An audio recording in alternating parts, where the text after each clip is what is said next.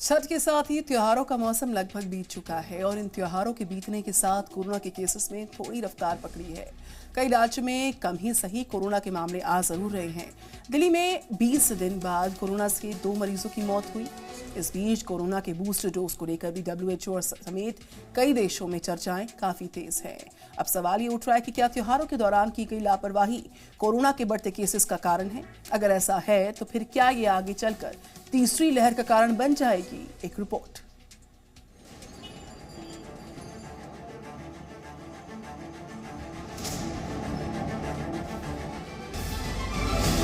त्योहारों का मौसम बीता और बढ़ने लगा कोरोना। क्या त्योहारों की लापरवाही अब पड़ेगी भारी? कोरोना के बढ़ते आंकड़े एक बार फिर देश के माथे पर चिंता की लकीरों की तरफ बढ़ने लगे हैं। दिल्ली, जम्मू कश्मीर, हिमाचल प्रदेश, महाराष्ट्र, केरल और कर्नाटक में केस बढ़ रहे हैं और पूरे देश में तीसरी लहर का खौफ सताने लगा है। और इसका एक बड़ा कारण हाल ही में बीते त्योहारों को माना जा रहा है। दशहरा, दिवाली और छठ के मौके पर लोगों ने बाजारों में जमकर खरीदारी की। इस खरीदारी में लोगों ने लापरवाही भी जमकर दिखाई थी। मास्क नहीं लगा रखा है? नहीं। तो कोरोना के मामले एक बार फिर बढ़ रहे हैं, ऐसे में वो डर खत्म हो गया है क्या? नहीं। अच्छा, मुझे बताइए तो सही, क्या कारण है कि वो जो डर था वो क्या खत्म हो चुका है कोरोना का? हाँ। डर खत्म हो चुका है? इस अभी फिर से मामले बढ़ रहे हैं देश में। हाँ। डर नहीं लग रहा आपको? नहीं। अब डर नहीं है? आपने मास्क नहीं लगाया? मास्क अभी उतारा मैंने। हाँ? अभी लगाना था मैंने मास्क। अभी देखा जेब में रखा हुआ था आपने मास्क? अभी उतारा मैंने मास्क। ऐसे में आपको क्या कोरोना का जो डर था वो खत्म हो गया है? सॉरी। मास्क नहीं पहन रखा है, मार्केट्स में घूम रही हैं। ओ सॉरी, बिरयानी खाई थी ना हमने। बिरयानी खाई थी ना, भूल गए। नहीं वो अभी और इसी लापरवाही का नतीजा है कि दिल्ली से कर्नाटक तक कोरोना के मामलों में इजाफा हुआ है। विशेषज्ञों का मानना है कि अस्पतालों में कोरोना मरीजों की संख्या भी बढ़ गई है और अगले 2 हफ्ते बेहद अहम हैं। पिछले 24 घंटे में कोरोना के 62 नए मामले सामने आए, जबकि 56 मरीजों को अस्पताल से छुट्टी दे दी गई। 24 घंटे में 2 कोरोना मरीजों की मौत भी हुई है। फिलहाल दिल्ली में 371 लोगों का कोरोना से इलाज चल रहा है। कर्नाटक में 227, केरल में 6674, तमिलनाडु में 812, असम में 251 और महाराष्ट्र में 997 नए मामले सामने आए हैं।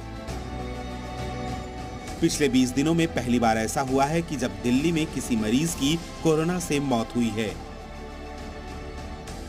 ये एक्सपेक्टेड भी था कि जब इतनी क्राउडिंग होगी, इतने लोग मिलेंगे एंड काफ़ी हम देख रहे हैं मार्केट प्लेसेस में, क्राउडेड प्लेसेस में लोग मास्क नहीं पहन रहे, तो ये एक्सपेक्टेड था कि कुछ नंबर बढ़ेंगे।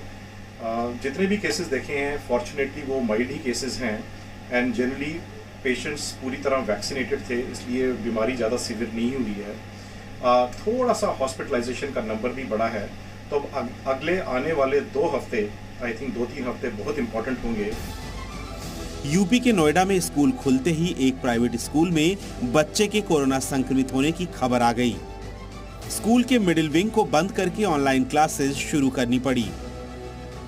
इस वक्त हम नोएडा के खैतान स्कूल के बाहर मौजूद हैं। यहाँ पे कोरोना का मामला सामने आया है, जिसकी वजह से स्कूल के मिडिल विंग को बंद कर दिया गया है। तस्वीरें दिखाना चाहेंगे कि सीएमओ ऑफिस की तरफ से अभी यहाँ पर एक टीम आई हुई है। आप देख सकते हैं ये गाड़ी है जो चीफ मेडिकल ऑफिस की तरफ से ये टीम पहुंची हुई है इस बात की जानकारी लेने के लिए कि यहाँ पे जो कोरोना का मामला आया है उसको लेकर क्या कुछ किया जा रहा है, क्या टेस्टिंग वगैरह हो रही है। आप देख सकते हैं डॉक्टर्स अंदर बैठे हैं, लेकिन वो फिलहाल हमसे बात नहीं कर रहे हैं। लेकिन ये तस्वीर हम दिखाना चाहेंगे कि नोएडा के खैतान स्कूल की तस्वीरें हैं, जहाँ पे बताया जा रहा है कि कोरोना के मामले की वजह से 9 नवंबर को यहाँ पर कोरोना का मामला आया, जिसकी वजह से स्कूल के मिडिल विंग को बंद किया गया है। फिलहाल अगर बताना चाहें तो आपको कि टीचर्स, स्टाफ और बच्चों के टेस्ट किए जा रहे। ऐसे में पूरे देश में वैक्सीनेशन की रफ्तार को बढ़ावा देना बेहद जरूरी हो गया है। देश में तकरीबन 75 करोड़ लोगों को 1 डोज और 35 करोड़ लोगों को वैक्सीन की दोनों खुराकें लग गई हैं। सरकार का लक्ष्य है कि दिसंबर तक सभी को कम से कम 1 डोज लगा दी जाए। केंद्र सरकार ने वैक्सीनेशन को रफ्तार देने के लिए हर घर दस्तक कार्यक्रम पर जोर दे रही है। हर घर दस्तक के माध्यम से सभी हेल्थ कर्मियों घर घर जाके वैक्सीनेशन अभियान चला रहा है। उसमें स्वैच्छिक संस्थाएं भी जुड़ रही है, पॉलिटिकल पार्टियां भी जुड़ रही है और वैक्सीनेशन अभियान तेज गति से आगे चल रहा है। उसके अलावा 96 कंट्री ने कोवैक्सीन और कोविशील्ड भारत की दोनों वैक्सीन को मान्यता दी है। ऐसे में बूस्टर डोज पर भी बहस तेज हो गई है।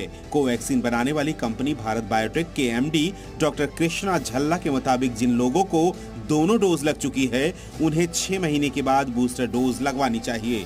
हालांकि सरकार ने अभी बूस्टर डोज को लेकर कोई फैसला नहीं लिया है। अभी तक जो ग्लोबल डेटा है ये देख के लग रहा है कि जिसको एक बार इन्फेक्शन हो गया वो काफ़ी लंबे समय तक प्रोटेक्टेड है, लॉन्गर ड्यूरेशन तक प्रोटेक्शन है। अभी उनको देने की जरूरत नहीं समझ में आ रही है। तो ज़्यादातर लोगों को तो हो चुका है। हाँ, जिनको अभी तक इन्फेक्शन नहीं हुआ है, वैक्सीन दिया गया है, उनको भी अभी मॉनिटर करने की ज़्यादा ज़रूरत है कि रियली उनको अगर इन्फेक्शन हो रहा है तो जो हम अभी तक कहते आए हैं कि सीवियरिटी कम होता है, डेथ कम होता है, तो क्या सीवियरिटी और डेथ बढ़ रही है? अगर ऐसा है तब तो ज़रूर हमें उनको देना पड़ेगा। कोरोना से लड़ने के लिए देश में फिलहाल नियमों का पालन और वैक्सीन 2 हथियार हैं, लेकिन त्योहारों के दौरान हुई लापरवाही फिलहाल एक बड़ी चिंता बन गई है। इस लापरवाही से कोरोना की रफ्तार पर कितना फर्क पड़ा है ये तो आने वाला समय ही बता पाएगा। क्या इस लापरवाही से तीसरी लहर आएगी या फिर वैक्सीनेशन अभियान अपना असर दिखाएगा? भावना किशोर के साथ ब्यूरो रिपोर्ट, जी मीडिया। तो कोरोना के केसेस बढ़ रहे हैं और लोगों की लापरवाही भी लगातार बढ़ रही है। दिल्ली से लेकर देश के दूसरे हिस्सों में कहीं भी देखिएगा आप, लोग मास्क और सोशल डिस्टेंसिंग को लेकर लापरवाही लगातार बरत रहे हैं। लोगों के मन में कहीं ना कहीं कोरोना के खतरे को लेकर डर खत्म हो चुका है, लेकिन कोरोना खत्म नहीं हुआ है। ऐसे में भी अगर कोरोना का संक्रमण बढ़ता है तो वैक्सीन नहीं लेने वाले लोगों के साथ साथ उन लोगों में भी चिंता बढ़ती है जो शुरुआती दौर में ही वैक्सीन ले चुके हैं और अब उनकी मियाद खत्म होती जा रही है। तो ऐसे लोगों के लिए बूस्टर डोज का क्या प्लान है, देखिए अगली रिपोर्ट में।